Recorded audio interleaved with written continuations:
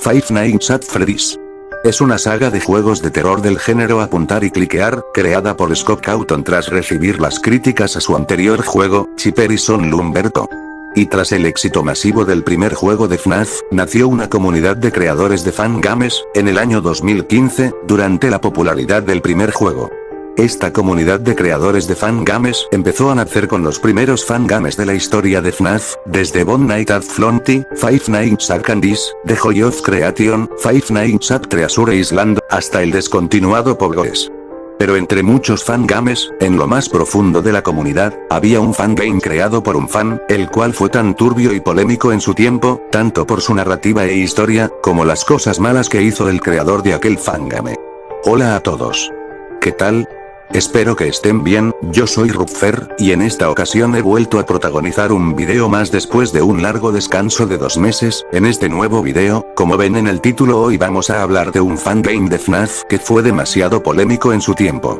Espero que no se distraigan con mi poto ya que el puto Yeun así me hizo, pero hablando en serio, hoy hablaremos de un fangame de FNAF el cual se le puede describir muy bien con la palabra bizarro, ya que se le caracteriza mucho a este juego por lo turbio que era, por los temas que toca, y por las cosas malas que hizo su respectivo creador.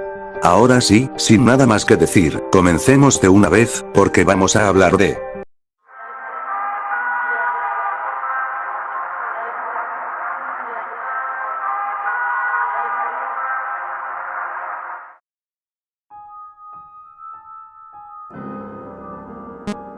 Dormitavis.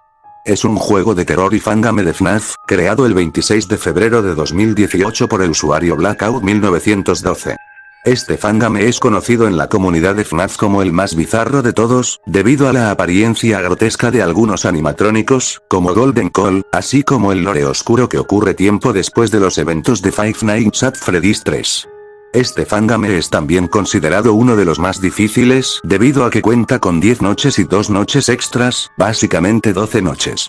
En la jugabilidad, requiere que en verdad le prestemos atención a absolutamente todo, el jugador debería sobrevivir esas 12 noches del juego y cada noche tendrá ciertos animatrónicos con sus propias mecánicas. La oficina tiene varias direcciones, como la parte de enfrente, la computadora, la puerta izquierda y derecha, la ventana y el techo, y al igual que FNAF 4, el jugador puede moverse a la hora por el lugar. La descripción del juego en la página de Game Hall dice lo siguiente. Después de que las llamas te consumieron, pronto te diste cuenta de que despertaste en un lugar que no puedes identificar. Y como estás vivo, no te quemaste hasta morir en esa atracción de terror abandonada por Dios. Sin embargo, su confusión pronto se convierte en miedo y pronto en pánico y presión. A medida que pasa el tiempo, se vuelve cada vez más claro que tienes una misión especial que completar. Una misión para salvar a los muertos. Sin embargo, eso no significa que los muertos mencionados vayan a ser amigables. Con esta descripción te darás cuenta de que la historia del juego ocurre después de los eventos de FNAF 3, solo que el lore solo lo explican las cintas que encontremos en las noches, pero hablaremos de eso más adelante. El mismo juego fue desarrollado por los siguientes desarrolladores. El mismo Blackout 1912, Orme, Super Artur Bros, Steven Mator, TJ Video, Salveig, Golden Nexus, Dark Sardux, Ult 4 Anima, Emerald Craft 573, T-Spark 556, y Datatsushi. Es del género típico el tipo apuntar y cliquear de casi todos los juegos y fangames de FNAF, es de supervivencia y terror, y modo de un jugador. Más allá de la descripción del juego, hay una descripción que dice lo siguiente. Este juego está basado en Five Nights at Freddy's de Scott Cawthon y conecta perfectamente con la historia de su saga. Aclaración. Este juego se planeó antes del lanzamiento de las novelas de FNAF y la penúltima entrega de la serie, Sister Location. Nada de lo que vino después de FNAF 4 es canon para este juego. El juego tiene mucho más contenido que los juegos de Scott en cuanto a duración. Una partida normal dura 70 minutos si no mueres ni una sola vez, pero puede tardar mucho más si no tienes cuidado y mueres muchas veces. Otras partidas que requieren elementos ocultos pueden tardar más, ya que los secretos que debes encontrar suelen estar bien escondidos. Con una amplia variedad de personajes que se intercambian cada noche, el juego te mantiene interesado y te ofrece un desafío diferente cada noche. Lo que quiso decir es que básicamente Dormitavis dura aproximadamente 90 minutos, claro siempre y cuando el jugador no estire la pata muchas veces, ya que perder es fácil.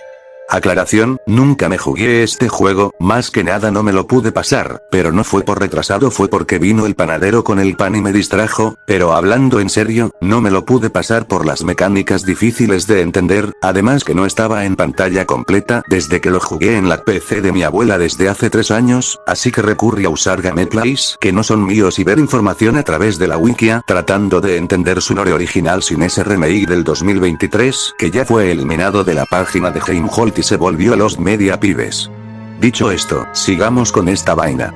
La historia del juego sigue a John Gruite, quien fue el hermano de Garvey, y también era el hermano de Peter Gruite. La razón por la que los animatrónicos lo atacan es porque Puppet no pudo crear con éxito una forma física, ya que fue utilizando en una fuente de plasma existente de las almas de las víctimas, lo que hacen que necesiten más plasma para repararse. Y dado que John es un fantasma adulto, sería una gran fuente de plasma para los animatrónicos, según Peter. Alright, I'm back. I'm hoping you made it past night 1. Night 2 is gonna be a little trickier. I hope you've come prepared. Let's see. Where I left off. The reason these spirits want to kill you, and this is just a guess on my side, it's because they need what's inside of you. And by this, I mean the plasma your ghostly body is made of. You see, my theory on why these ghosts turn to animatronics is that someone or something made an attempt of manifesting them into physical bodies out of thin air. It sounds impossible, right? Yeah, that's the thing. Whoever made the attempt failed. Most likely horribly. That's why all these characters look so weird and broken. So in order to fix themselves, they possibly need a way bigger plasma source. And I think that's where you come in. You're an unarmed adult ghost, which makes you a potential meal for them. They don't see us as humans, John. They only see us as a chance for survival. And can we really blame them for it? Durante el juego, él debe descubrir la verdad coleccionando las cintas para que revelen la historia del pasado, por eso el jugador debe sobrevivir las 12 noches y finalmente se liberará a sí mismo y a los demás espíritus atrapados en el purgatorio, o sea, el limbo.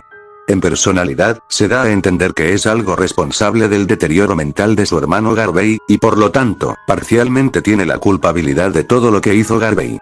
Fue el guardia nocturno de los acontecimientos de FNAF 3, claro, solo en el contexto de Dormitavis, y aunque nunca se dijo directamente, John falleció a los 48 años.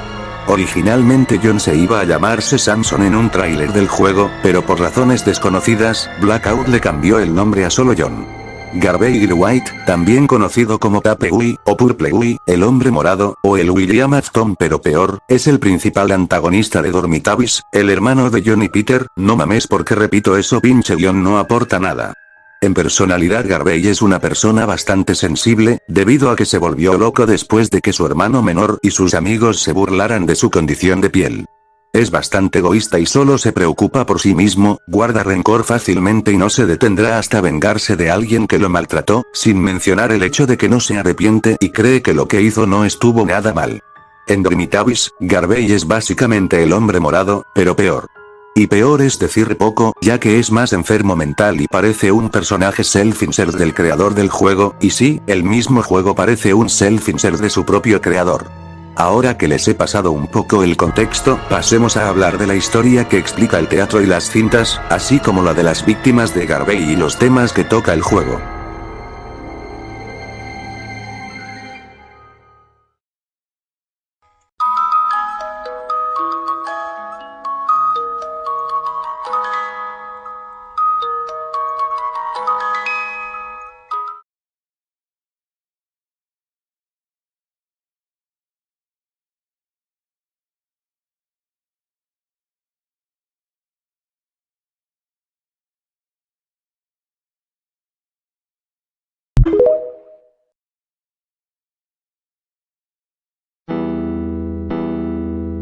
Las cintas son un elemento clave para entender la historia de Dormitavis, ya que revelan la historia del pasado de Garvey, así como sus crímenes.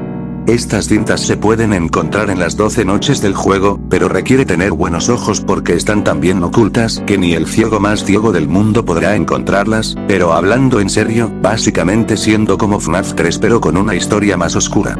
En el cassette del 17 de marzo, días antes de los eventos del juego, se nos explica que Garvey, siendo interpretado por T-Sparky 556, era una persona sensible y bastante egocéntrica. Él afirma que no puede controlar sus propias mutaciones físicas, o sea, su condición de piel que lo volvió morado. Él afirma que no quería empezar a hacer eso, pero ellos no se callarán al respecto solos. Lo que parece estar haciendo Garvey es victimizarse, ya que afirma que todo lo que ellos querían era dañarlo, y aunque fuera una víctima de bullying, de la burla por su condición de piel, eso no justifica sus acciones horribles ni las puede validar. Básicamente nos explican que Garvey ha sido víctima de bullying por su condición de piel, y en ese bullying estuvo involucrado su hermano John junto a sus amigos, y Garvey no puede controlar sus propios impulsos de asesino, como él mismo afirma en la cinta del 17 de marzo. It's a shame. Such a shame. I didn't really want to do this. I didn't want to start doing this again. But they just won't shut up about it. It's not my fault. I can't control my physical mutations. It's not like anyone ever cared for the truth. All they ever wanted was to harm me. But this will be the end. And not without consequences. I'm going to be recording the most important parts of my plans here, as a reminder for myself. En el cassette del 18 de marzo, el día siguiente, se da a entender explícitamente que Garvey no pudo controlarse, y en un estado de frustración e ira, empezó a asesinar a uno de los amigos de John, y él en la misma cinta 2 lo dice disfrutar, y que el cuerpo humano es divertido, entre comillas. Se da a entender que tiró su cuerpo a la basura detrás del restaurante de Cake Bears, un restaurante que no aporta ni un iota a la historia y solo está de adorno sin siquiera aportar algo de lore. Se nos da a entender que fue una emboscada. Y cuando digo emboscada, es que afirma que todo lo que tuvo que hacer era sorprenderlo. Ya de ahí es una red flag, ya que Garvey, por tanto bullying que le hicieron, comenzó a ser un asesino, matando a uno de los amigos de John y tirando su cuerpo a la basura. Este crimen de Garvey me recuerda mucho a varios casos de asesinos escondiendo los cuerpos de sus víctimas a la basura, cosa que casi nunca funciona para desaparecer la evidencia, porque en la realidad un cuerpo muerto después entra en estado de descomposición y libera un olor a putrefacción diseñado para atraer la atención de las autoridades.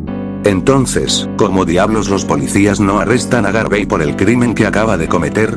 Eso no lo sé, pero supongo que es el poder del guión y la lógica insuperable de X universo de terror donde las autoridades son incompetentes y no hacen nada. Siguiendo con el tema, sin dar más spoilers, más adelante nos explican que Garvey se vuelve un desgraciado y un enfermo mental. It was easy. Just so easy. All I had to do was surprise him. He couldn't even fight back. I dragged him into my purple car and brought him to my basement. He blew out real quick. The human body's hilarious. So fucking pathetic. I dumped him in the dumpster behind the Cake Bears. All his friends don't even know yet. They will suffer the same fate. De lo del cassette 3 hablaremos de eso más adelante porque será un tema aparte. En el cassette 4 del 8 de julio, aproximadamente 4 meses después del asesinato de Garvey, porque las autoridades son tan incompetentes que ni se esfuerzan en lograr encontrar al enfermo de Garvey y mandarlo a pena de muerte, se nos da a entender que Garvey era el responsable de lo de la mordida del 83, hizo que un adolescente metiera a su hermano pequeño en el traje de Fred Bear, y afirma que se rió cuando escuchó el sonido del cráneo del menor rompiéndose. Definitivamente Garvey, aparte de enfermo mental, también es un loco, causando que se manche la imagen del restaurante familiar de Fred Bear. Eso ya es asesinato infantil, veas por donde lo veas. Todo por unos $5 que tomó el adolescente, según se nos daba a entender el cassette 4. De ahí, lo que cuenta el cassette 3, es un tema demasiado serio y parece cosa de un self-insert de parte del mismo Blackout 1912, por no decir que se está autoproyectándose en Garvey. y allí ya no cabe duda de que Garvey parece que se tomó demasiado personal lo del bullying para comenzar a cometer sus crímenes. Veamos si en otras cintas se va a victimizarse o no, o contar de más asesinatos o crímenes suyos, porque como era una versión retorcida de William Afton, no mató a 5 niños, sino a aparentemente 14 personas para sabotear el negocio, incluyendo 11 niños.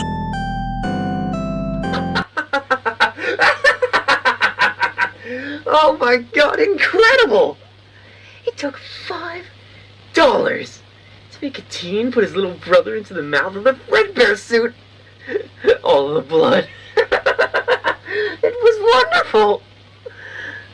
The sound of the cracking skull made me chuckle quite a bit. Now, Fredbear's is definitely going down. En el quinto cassette, del 8 de febrero, supongo que después de sus asesinatos o antes, Garvey sería el William Afton 2.0, ya que nos cuenta que llevó a 5 niños a una habitación de, quién sabe dónde, en la pizzería de Freddy's, donde empezaría a asesinarlos, como en típica historia genérica de un fangame genérico. No sé qué decir a este punto, solo que Garvey en este cassette afirmaba que acabó con los niños con un cuchillo, y nadie los escuchaba gritar, y parece que el enfermo disfrutaba su sufrimiento, como lo dice él riéndose. Today was my first big strike at Freddy's. I took 5 of the kids to the back room and that's all I had to really do. The doors of the back room is soundproof, so nobody heard them scream in pain as I cut them up with my knife. 3 years, and yet not caught. At this rate, they'll never find out that it's me. Esto refuerza el hecho de que Garvey es una persona nefasta y retorcida mentalmente, un ejemplo de cómo el bullying puede afectar, en algunos casos, a una víctima gravemente de manera tan significativa y cambiarla para siempre. En este caso el bullying hizo que Garvey fuera un asesino enfermo y psicópata, alguien que no le importa a nadie más que a él mismo. Alguien que fue tratado de la mierda incluso por alguien que supuestamente debía protegerlo, o sea su hermano John por ejemplo, siendo cómplice de los malhechores, solo que sin embargo, como hemos dicho antes, el que haya sido víctima de bullying por su condición de piel no justifica para nada sus acciones horrendas, aunque sea lógico para algunos, entre comillas. En el cassette 6, nos da un diálogo un poco corto, donde Garvey afirma que ha estado espiando y escuchó gente quejándose del olor, pero aún sigue la inconsistencia de que la gente que estaba en este establecimiento ni siquiera se tomó la molestia de siquiera llamar a la policía para investigar, pero supongo que la excusa sería que no habría juego de terror, y que el juego se habría terminado en 5 minutos o menos si la gente usara el cerebro dentro de la narrativa. Literalmente Garvey se creía invencible, diciendo que todavía ni lo encuentran, y solo quiere sabotear el negocio para joder, como si su rencor hacia John no fuera suficiente. Poco a poco nos estamos acercando al punto en el que Garvey llega a ser aún más psicópata, y de sospechar que Garvey es un self-insert de Blackout 1912, especialmente con el cassette 3. En el cassette 7 del 4 de noviembre dentro del canon, Garvey orgulloso de sí mismo afirma 5 más en el camino, lo que da a entender que probablemente haya asesinado a 5 niños más, o eso creo yo, ni siquiera lo tienen claro. El enfermo de Garvey habla de que un tipo notó algo e investigó en la sala de partes y servicios, y agradece que no encontró nada. Eso indica que probablemente esos cuerpos estén escondidos, probablemente dentro de unos trajes, no sé, si quieren pueden corregírmelo en los comentarios, pero que siempre y cuando sea con respeto por favor. I've been snooping around a little bit, and I've heard people complaining about the smell in that place. The staff has apparently not even noticed the corpses yet. This is great, really great. Soon they'll find them. 5 more out of the way. However, I think I might have a problem. I think that Fritz guy, I think he's onto something. He neatly investigated the parts and service room today. Thankfully, he didn't find them. He would have framed me. Needless to say, this might be a problem in the future. En el cassette 8 del 13 de noviembre, Garvey ahí sí está acabado, ya que ese tipo él al que mencionó antes en la cinta 7 encontró los cuerpos que había escondido anteriormente, y él, para evitar que lo expongan públicamente como el verdadero desgraciado hijo de puta asesino de los niños y de otras víctimas involucradas en el incidente, tuvo la brillante idea de noquearlo. Ese tipo resultó ser Fritz, quien fue noqueado por Garvey, fue escondido en el traje de Kuiper como si fuera un traje Springlock. Y solo le faltaba su hermano John, y ahora tiene el objetivo de acabar con su propio hermano. Garvey no se conformó con matar a los amigos de John, así que va a por él. En mi sincera opinión, creo que es el peor self-insert escrito en un fandom tan cutre y de FNAF, ya que aparte de asesino desgraciado, Garvey también era Blackout autoproyectándose en ciertos momentos. Lo más repugnante es que originalmente la cinta 3 iba a tener más cosas explícitas, pero T-Spark 556, el actor que daba voz a Garvey, se negó, demostrando la verdaderamente horrible persona que era Blackout 1912, pero de eso hablaremos más adelante. He found the bodies. I didn't have much of a choice, so I knocked him out. I didn't want to do this, but I can't have anyone interrupt my plans. All of John's friends are dead. So now just John himself is left. I knocked Fritz out and put him into the Cake Bear suit. They stupidly kept it in the back. I dumped him into the crawl space after putting him in the suit. If the moisture down there doesn't snap the locks... En el cassette 9 del 6 de noviembre, Garvey aparentemente se muestra arrepentido, ya que dice que han pasado 11 años y nadie sospechó nada de él, solo que su hermano lo echó de la casa y sabe lo que hizo, y finalmente la policía actuó, pero solo preguntándole por los crímenes que cometió. En desesperación actuó sospechoso. En el mismo cassette dice que no quería llegar tan lejos como para acabar con su propia familia, y se pregunta que si acaso tiene opción. Y lo siente. Desde un punto de vista psicológico, Garvey no solo es un asesino rencoroso, sino que ahora está mentalmente jodido y aparentemente se está arrepintiéndose. No sé ustedes, díganme su opinión sobre esto en la caja de comentarios, ya que la verdad no sé qué decir, pero incluso arrepintiéndose, el hecho de sus crímenes no se puede borrar por lo enfermo que es. Desde un punto de vista psicológico nuevamente, matar personas puede dañar mentalmente al que lo haga, sin importar que tan fuerte sea su estómago o que tan resistente es mentalmente, ya que las consecuencias son inevitables, como el trauma, insomnio y arrepentimiento, además de pérdida de humanidad o de empatía. Y entre más personas mata el asesino, más insensible se vuelve. En este caso Garvey en ese tono de voz se aparenta arrepentido o exhausto, y ahora quiere acabar con John para no terminar delatado. It's been 11 years since I've begun. And nobody suspected a thing. Until now. My brother bailed me out. He knows what I did. The police asked me about the murders today, and I think I might have made them suspicious. If I don't get rid of Peter, he's gonna get me locked up. I didn't want this to go as far as killing family. But... do I really have a choice now? Sorry.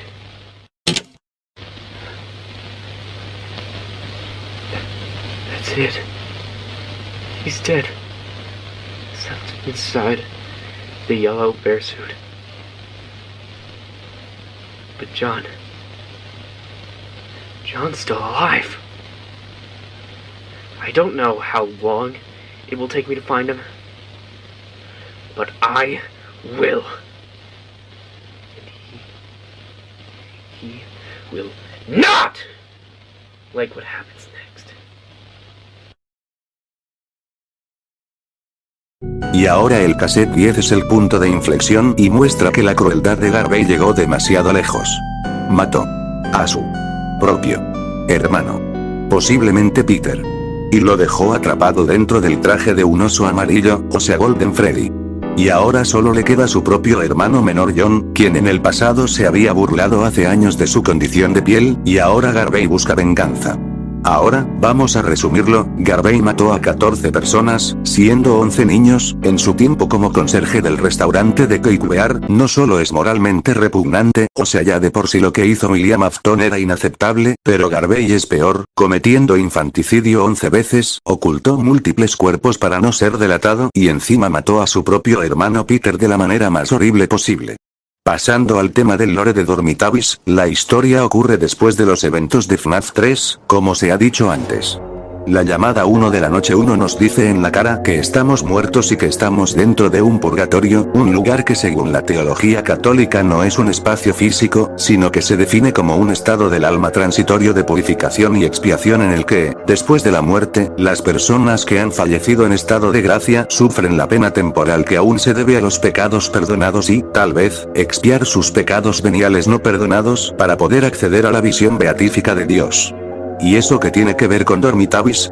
Simple, que el juego tiene lugar en una especie de purgatorio donde, según nos indica la primera llamada, John estaba ahí pero como fantasma. Según mi punto de vista tiene sentido, ya que el título del juego, Dormitavis, significa sueño o limbo en latín.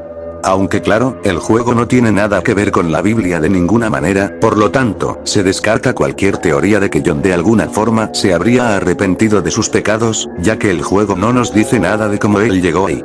Hablando en serio, esto nos da a entender que John murió dentro de la historia del juego y de alguna manera reencarnó en este lugar que aparenta ser un restaurante abandonado, muy parecido al Fazbear's Flight de Horror Attraction de Five Nights at Freddy's 3.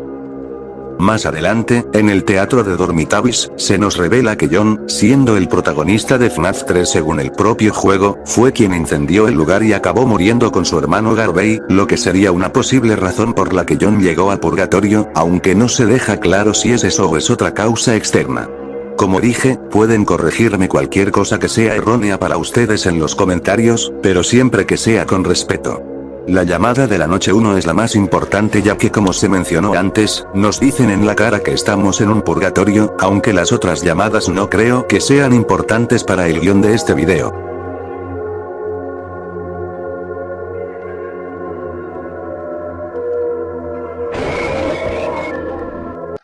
Hello? Hello? It appears I found you. If not, I'm probably just wasting my time with this call, but it's worth a try. So, your name's John? John? I think it's John. Well, my name's Peter, and I'm a former night guard of Freddy Fazbear's, and as far as I know, you've never met me, but you're just as deep in this as me. Every survivor I can find can help us to get out of here, so I'm gonna try to keep you alive, John. I can't protect you, but I might have some useful information on what to do when they wake up. And by they, I'm talking about your childhood friends. Now, before you start questioning me how you could meet them after they were killed back in the 80s, there's a pretty simple answer. You're dead, John. No, I'm not joking. I'm unsure of how you died, but I know that you definitely made a mistake by doing so. I think I should probably explain myself here, so let me hurry up. You might have already noticed that this place probably looks familiar to you, and there's a good reason for that. This is Fredbear's Family Diner. Kinda. To be exact, it's an eternal purgatory. Your memory shaped the place, so for you it probably looks like a mix of wherever you last worked or lived and Fredbear's. On that, you're pretty lucky. You could have gotten a much worse look for this place in your head, but that's trivia you don't need to know about. What you do need to know about is that this eternal purgatory could potentially be escaped from, and that I have a plan of how to do so. However, you do need to assist me on this, and it's not quite ready. I'll explain it to you tomorrow, but for now, it's an important step for you to... Una de las pocas llamadas que sí importaban en el video era la llamada de la noche 9, ya que Peter allí advierte que Garvey está ahí. Peter advirtió a su hermano John que Garvey está probablemente cometiendo sus crímenes de nuevo o algo, ya que Peter menciona que, entre comillas, estaba haciendo añicos a los fantasmas, lo que quiso decir es que Garvey se volvió loco y acabó con los demás animatrónicos. Esto se da a entender que Garvey, incluso muerto, está casi al borde de estar completamente desquiciado, y Peter menciona que se escondió dentro del escenario donde estaba Foxy para evitar ser encontrado por el enfermo de Garvey, pero al final se despidió de John de manera muy seca diciendo, las llaves. Esto se da a entender que después de esa llamada, Peter ha sido asesinado o destruido por Garvey en un acto de venganza y rabia. O probablemente Peter simplemente se despidió y ya en seco, descansando en paz. Esto se me va a entender según mi punto de vista, ya que, en la noche 10 Peter jamás vuelve a aparecer.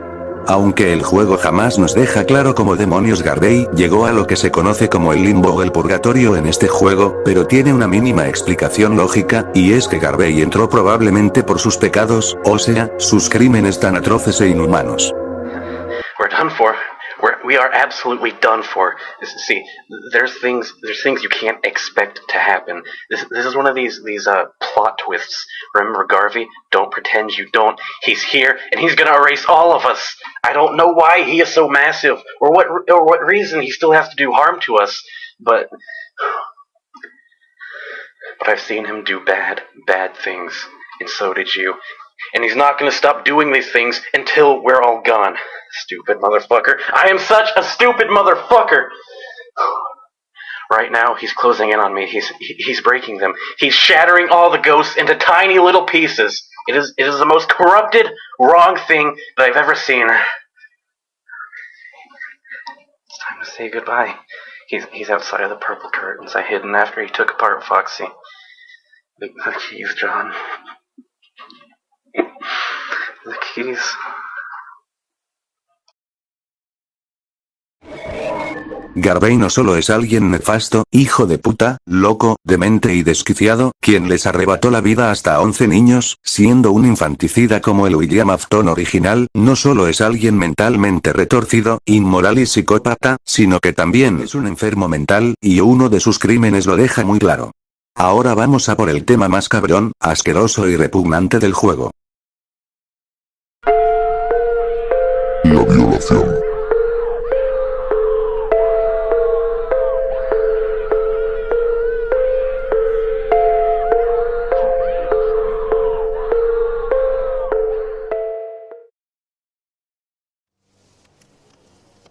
Según la historia que cuenta el teatro, Garvey no solo es un infanticida desgraciado mentalmente jodido, sino que también, como si cometer asesinatos, ocultamiento de cuerpos y sabotaje a los restaurantes no fuera suficiente, cometió un crimen asqueroso, repugnante, inhumano, veas por donde lo veas. Garvey resultó ser un desgraciado pedófilo. Él abusó de una menor de edad. No solo es un desgraciado, sino también que cometió un acto de violación a una de 15 años. No sé qué edad tiene el Garvey, pero juzgando por su apariencia es un adulto. Y eso lo hace verse más cabrón. Y encima en el cassette 3 del 5 de julio donde habla de su acto de violación, se nota que lo disfrutó. Sí, lo disfrutó. Y dice que su víctima, llamada María, gritó, pero nadie la escuchó.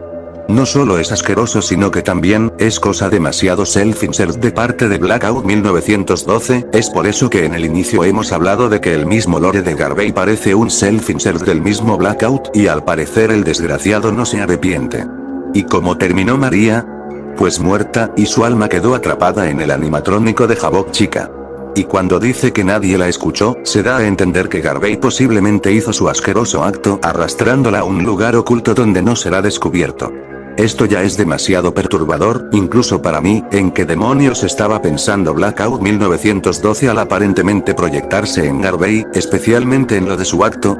Eso ya no es shock value, ni nada por el estilo, ni Edley, solo es una aparente proyección de la atracción sexual que siente Blackout hacia una menor de edad. Con solo ver que Garvey comete un acto de pedofilia, ya te das cuenta de lo enfermo que es Blackout intentando ser un indiferente, pero solo termina expresando sus oscuros pensamientos. Y encima que, como se había dicho antes, originalmente el cassette 3 iba a tener más cosas explícitas, pero gracias a Dios que Sparky se negó. No sé qué decir ante tal tema, solo diré que es un tema al que no se debe tomarse a la ligera, ni siquiera en un fangame de FNAF tan bizarro y polémico en su tiempo. My God! This is most certainly beginning to be fun. There's this hot 15-year-old that was part of the kids' friends group. You know, it was fun. She screamed, but nobody heard her. It was so much fun. She's in one of the suits now. Just a little more time until Fredbear's is going down as well. But hey, I'll find my ways to catch her with the others. Además, Jabot Chica representa cómo murió María, el animatrónico tiene brazos muy largos y torcidos, dejando claro cómo ha muerto María mientras es abusada por Garvey. Se da a entender que Garvey la mantuvo con los brazos extendidos para poder cometer su asqueroso acto. Sin embargo, esto también implica que probablemente el desgraciado de Garvey le tiraba de los brazos mientras la abusaba, y como consecuencia, probablemente se dislocaron los brazos de su víctima antes de asesinarla de no sé qué manera, pero prefiero no saber de qué manera la mató.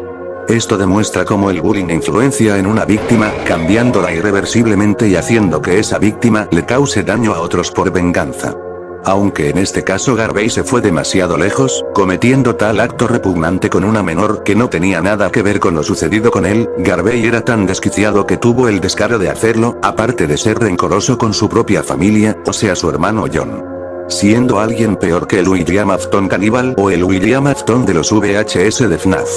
Encima hemos visto que en el cassette 1 guardaba rencor contra aquellos que le hicieron daño, mató niños solo porque se burlaron de su condición de piel y violó a María solo porque era parte de su grupo de amigos y por sus propios deseos enfermizos. Pero el puto problema es que María nunca tuvo nada que ver, nunca se burló de él, por lo que da a concluir que Garvey mató a alguien inocente, y encima menor de edad.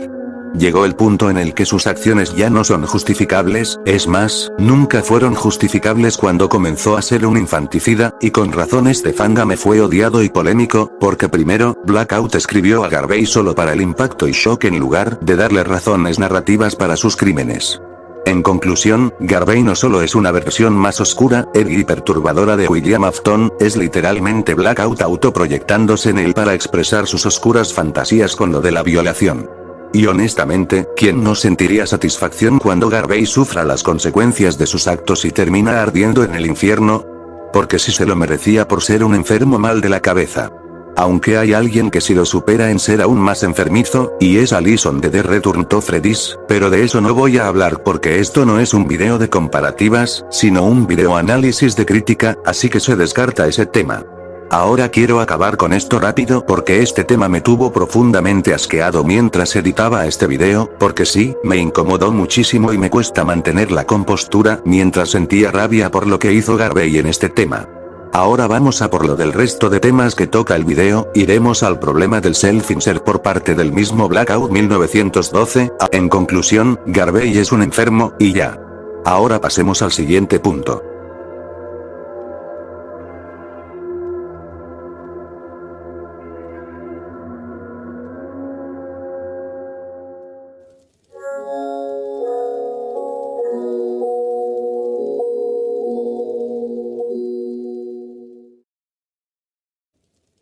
El problema con Blackout 1912 que hace que este fangame sea polémico es que Blackout es una mala persona, y decir mala persona es muy poco descriptivo, porque de verdad, Blackout era una mierda como persona, un ser desagradable y problemático con fetiches muy oscuros. Cabe aclarar que este tema de la polémica con Blackout está muy muerto y es de hace como unos 5 años probablemente, pero vale la pena mencionarlo para que el video no sea tremendo bodrio. Uno de los fetiches de Blackout que se reflejaban en el juego era el de la violación, ya que, a propósito escribió ese acto cometido por Garvey puramente para causar shock y desagrado, encima dirigida hacia una menor de edad como María. ¿Hay razones narrativas para justificar esta cosa? Pues no, Blackout siendo un enfermo mental lo escribió a propósito para proyectarse, o sea, ¿qué tan enferma y degenerada puede ser una persona como para escribir tal atrocidad u oscura fantasía disfrazada de crimen de Garvey? Esto sí da asco, da sensaciones de asco. Encima que el maldito Blackout resultó ser fan de Adolf Hitler, racista, machista, y como se menciona en los vídeos y posts donde lo exponen, tenía deseos de asesinar a una mujer y tener relaciones con su cuerpo muerto y él sentía excitación por cuerpos en estado de descomposición, no estoy exagerando, Blackout tenía deseos de cometer feminicidio y un acto necrofílico. ¡Qué asco! En serio, Blackout había caído tan bajo que resultó ser una mala persona y encima morboso, resultó también ser un pedófilo desgraciado, en serio, y desapareció para siempre de internet. Si les soy honesto en esto, me perturbó demasiado el tema, y es muy serio. Además, Blackout sigue libre, por lo que probablemente se da a entender que el enfermo satisfació sus mierdas y nunca fue atrapado por la policía, pero como ya han pasado años desde su desaparición, ojalá a él lo hayan atrapado las autoridades correspondientes y le den una cadena perpetua, o mínimo, silla eléctrica por tales actos tan asquerosos y moralmente repugnantes. Tras conocer más a fondo sobre lo que hizo Blackout, ya te das cuenta de que Dormitavis no solo fue creado como un fangamery, considerado bizarro y turbio, sino que también fue creado para hacerse un self-insert de sus propias fantasías oscuras y repugnantes, como es el caso de la necrofilia que está presente en ciertos elementos del juego como la pantalla de Game Over o la violación cometida por Garvey escrita puramente para la cosa de causar reacciones de shock. Investigando más a fondo de lo que hizo Blackout 1912, nos estamos dando cuenta de que el verdadero horror está en la mente llena de basura horrible del creador de Dormitavis, y no los animatrónicos Havok en sí. Los diseños horribles y grotescos de animatrónicos, como Golden Call o Amireal, no son lo único repugnante, sino también la narrativa y el hecho de que te meten en un mundo de pesadilla y carne. Muchos analistas coinciden en que el tema medio self-insert de la violación hacia María cometida por Garvey no aportaba ni un choto al horror psicológico. Solo era para generar repulsión extrema y diferenciarse de Scott, debido al hecho de que Scott evita temas relacionados a abuso sexual infantil cuando escribió a William Afton porque al menos sí tenía una mente sana, mientras ese crimen tan asqueroso de Garvey fue escrito con pura gratuidad y sin peso narrativo. Esto no eleva la historia, la degrada. En el canon de FNAF, los crímenes de Afton son implícitos y centrados en el asesinato infantil y el Remnant, lo que genera terror existencial. Aquí agregar violación explícita contra una menor se siente como gratuidad para ser más dark, entre muchas comillas, y peor aún cuando se conecta con el creador. Blackout, además de ser una persona desagradable, en el pico de popularidad de su juego también se construía un trono de arrogancia, decían que es perfeccionista. Blackout había liderado un equipo de al menos 10 personas, con las cuales las trataba con mano de hierro, es decir, posiblemente las sobreexplotaba demasiado, y Blackout dentro de la comunidad de creadores de fangames tuvo un comportamiento que empezó a alienar a sus colegas, comportándose con un complejo de superioridad y un ego que le llega hasta las nubes, criticando otros fangames porque para él les parecía infantiles comparados con su juego. Pero la toxicidad y el mal comportamiento de Blackout solo eran la punta del iceberg. Según testimonios, se exponía que Blackout era hipócrita, exigiendo una moralidad que él mismo no cumplía en sus círculos privados, y sus fans lo defendían a capa y espada. Además, mientras investigaba más a fondo sobre Blackout para encontrar pruebas, encontré una cuenta secundaria suya la cual está actualmente abandonada, y en ella publicaba memes malardos, memes nazis y posracistas de entre 2017 a 2016, típico de un usuario de Twitter funado por posts antiguos. La diferencia es que Blackout no se disculpó. En estos memes de nazismo él se creía nazi, hasta poniéndose una foto de perfil del símbolo nazi para creerse intimidante, a veces insultaba a otros. Era alguien ardido. Egoísta. Morboso. Pareciendo adicto al hentai. Afirmaciones mediocres y controversiales. Etc. Hasta que apareció Nocturnum, el mismísimo director del equipo Radiance y un ex amigo del mismo Blackout, fue quien lo ha expuesto con un documento por su asqueroso comportamiento, tales como sus conductas tan repugnantes. Según Nocturnum, Blackout usó su fama para contactar a personas menores de edad de aproximadamente 12 años, para enviarles nudes o fotos subidas de tono, o sea que no solo es necrofílico, también es groomer, o un manipulador de menores, como lo quieran llamar, y eso es una enorme red flag porque de por sí Blackout es y sigue siendo una persona con malas conductas, y lo peor es que aún teniendo 26 años de edad y sabiendo que eso era tabú igualmente groomeó a sus víctimas de 12 a 14 años, y era un completo abusador y un pedófilo total. Si piensas que Garvey es como una representación de lo mierda de persona que fue Blackout, pues no estás equivocado, porque literalmente sí lo es, y si lo piensas bien, las cintas que supuestamente explicaban la historia y los crímenes de Garvey son como una forma de desahogarse en un videojuego por parte de Blackout para exponer su potencial. Y encima el muy cobarde tuvo que borrar posts de su cuenta de DeviantArt para que no queden rastros de él y así quede impune. Además, Blackout era hipócrita, siendo un homofóbico y transfóbico, y si digo que es hipócrita es que él mismo afirmaba que es transgénero, llamándose Michi, a pesar de ser un completo transfóbico. Esto de la acusación de pedofilia a Blackout me recuerda a casos igual de turbios como la vez en la que funaron a Honocron, el creador de One Night at Flumpty, de ser un pedófilo y tener conversaciones con una menor. Pero lamentablemente el video exposing de Nocturnum del 11 de noviembre del 2020 fue borrado y quedó como material perdido. Por el momento casi no es posible acceder a menos que Nocturnum lo tenga guardado con copia de seguridad o algún amigo suyo lo tenga, tal vez, solo tal vez lo tenga guardado. Además, Blackout Comaneci había trabajado en otro juego llamado The Zero Hour, pero se canceló debido a su funa. Y por lo de su funa, Blackout desapareció del internet, quizás para siempre, dejando hasta su cuenta de Twitter/X abandonada o suspendida. Otra cosa que agregar es que Blackout es alemán, eso explicaba por qué era un nazi, porque se decía que en una cuenta suya publicaba memes sin gracia burlándose de tragedias y supuestamente glorificaba el nazismo, lo que indica que Blackout también era un puto pendejo edgy con un humor inmaduro. Además, se dice que una de sus víctimas de entre 12 a 14 años se le presentó como amiga especial y el cabrón enfermo le mandaba esas fotos tan explícitas con la justificación pedorra de que en Alemania la edad de consentimiento era supuestamente baja. Vaya excusa de mierda para intentar justificar sus comportamientos de enfermo. Además, fíjate que hasta Tesparky 556, el mismo actor de Garvey del Dormitavis original, expresó públicamente su odio al personaje original comparándolo con el del remastered de 2023 en Twitter, y confesó que para cuando se estaba desarrollando Dormitavis era demasiado ingenuo, pero se entiende porque en ese entonces era joven. Él no sabía lo que estaba haciendo en ese entonces, eso mismo lo dice en su hilo del 18 de abril de 2024 donde decía que Garvey está muerto. En mi pequeña conclusión, Garvey no solo es un enfermo mental, sino que es una representación gráfica de las horribles fantasías de Blackout 1912, un ejemplo claro de cómo hacerse un self-insert en un personaje malvado es y siempre será mala idea si no sabes cómo proyectarte si lo único que proyectas son tus propias fantasías y impulsos no resueltos. Un ejemplo de que un juego oscuro y edgy como este casi siempre tiene a un creador y mente maestra detrás de él que resultará tarde o temprano siendo una persona problemática, como es el caso de Blackout siendo una mierda de persona mientras es creador de Dormitavis. Es repugnante el hecho de que descubras que el juego resultó ser un self-insert mediocre y fetichista de parte de su creador, con un historial perturbador de cosas imperdonables que ha hecho en su vida, un ejemplo de cómo una persona tan talentosa desperdició y arruinó su vida por caer en el shock fácil y ser un monstruo, un desgraciado, un hipócrita, un ser desagradable, y, sobre todo, cepero y groomer.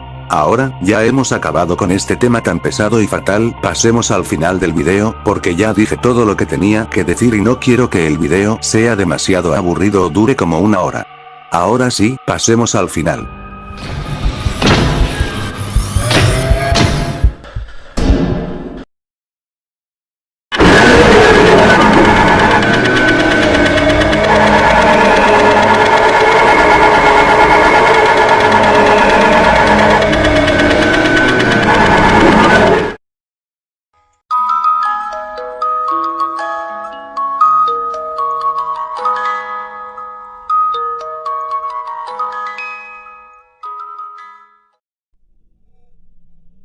Miren, espero que comprendan y aprecien el esfuerzo que di para finalizar este video, me tomó casi 2 putos meses terminar el guión por la necesidad de hacer que el guión sea entero y no parezca otro copia y pega.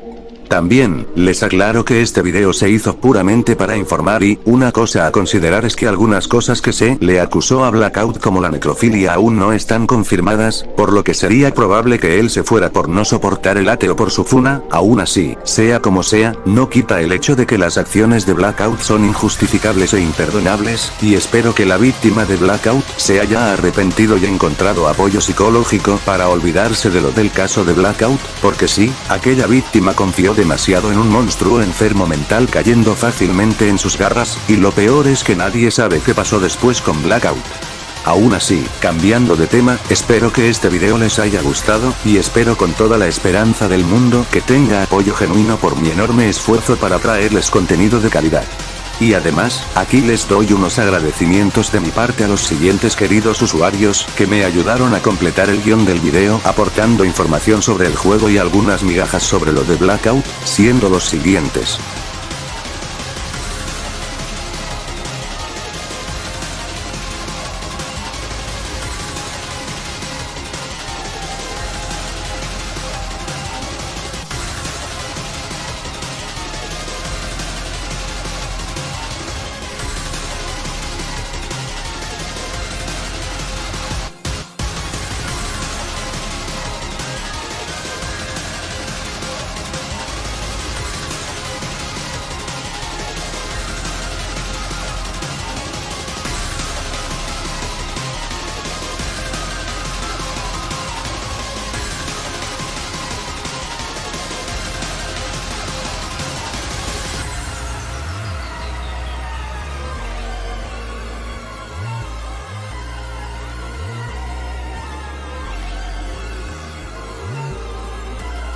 Bueno, esto ha sido todo por hoy, mi gente hermosa, no olviden darle un poderoso like, y suscribirse o desuscribirse para más bodrios de vídeos como este. Recuerda que si para ti he cometido un error en el video, puedes corregirme en los comentarios.